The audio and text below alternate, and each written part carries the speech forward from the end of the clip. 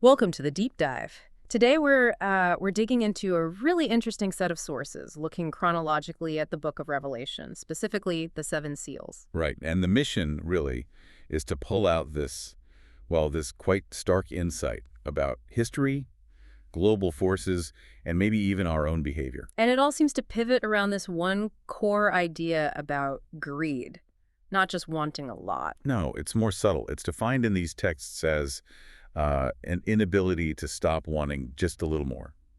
That specific phrase. That really sticks with you, doesn't it? That restless feeling. It reminds me of that story, maybe apocryphal, about John D. Rockefeller. Oh, the how much is enough one. Yeah, exactly. And his answer was supposedly just a little more. Our sources seem to argue that this hunger is actually what drives the events foretold. It's necessary. Necessary, yeah. The Greek word used in Revelation 6, where these visions start, is dei. It means it must happen. It's required. It's about what must take place after this. So it's inevitable in a way. And the analysis we're looking at sees it two ways. A message, obviously, for the original audience, the persecuted church under Rome. Right.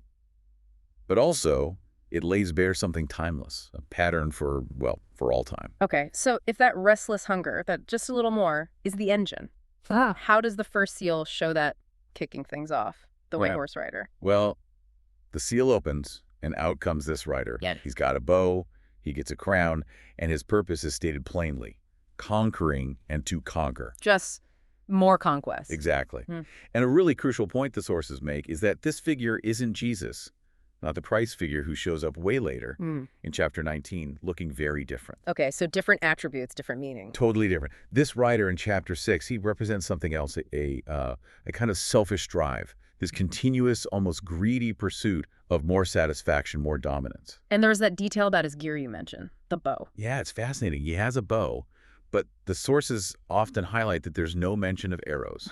So he's geared up for conflict, the intent is there. But maybe the satisfaction comes from the hunt itself, the endless quest for just a little more power. He gets the crown, the victory wreath, but he doesn't put the bow down. He keeps going. Addicted to the process. That seems to be the idea. And this attitude, this relentless conquering, well, it immediately causes problems. Conflict, fights.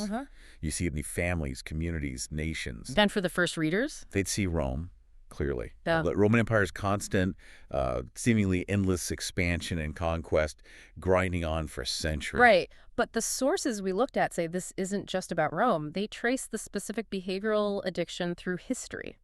They point to Assyria, Babylon, even later examples like Germany or Japan in the last century. And yes, they explicitly mention current superpowers. Like the U.S. and China. Yes, framing their actions sometimes within this same pattern. Forces driven by kind of continuous greed, trampling the weak, just perpetuating the cycle of needing more. Okay, so that behavior, that white horse, Yeah. it leads directly to the second seal, doesn't it? The red horse rider. It's presented as the simple, inevitable consequence, often bloody. Yeah, the text says when that second seal is opened, this rider on the red horse takes peace from the earth so that people should slay one another. War, strife. Seems pretty straightforward. It does, but the source is connected even to, let's say, less visible conflict. Yeah. Even in our supposedly advanced world. Right, it's not just open warfare, it's peace being eroded economically. Talk about that silent battleground idea. Well, if one entity, a nation, maybe a corporation, following that white horse impulse is just constantly conquering, accumulating, then disorder, conflicts, even a kind of economic slaying becomes unavoidable. How so? The sources argue that if the basic drive for profit, maybe like the engine of capitalism, isn't guided by conscience, it becomes this silent battleground. Where people get trampled. Exactly. The outcome we often see, the rich getting richer, the poor is presented as a symptom. Someone is continuously conquering, pushing others down to get to the top. So the second seal is saying that beneath the surface of modern life, it can still be the law of the jungle. Peace is constantly under threat from that drive for just a little more. That's the connection the sources make. The white horse's greed inevitably leads to the red horse's conflict, whether it's loud or quiet. So putting these first two seals together, the message seems pretty bleak. Greed breaks the peace, leads to war, leads to death.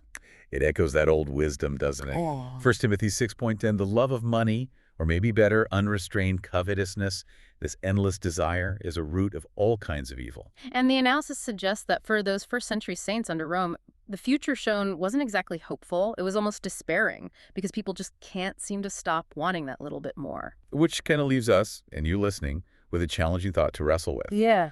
What does it really mean for us today if some of the worst outcomes this world constantly tipping toward conflict and death stem directly from something so seemingly simple?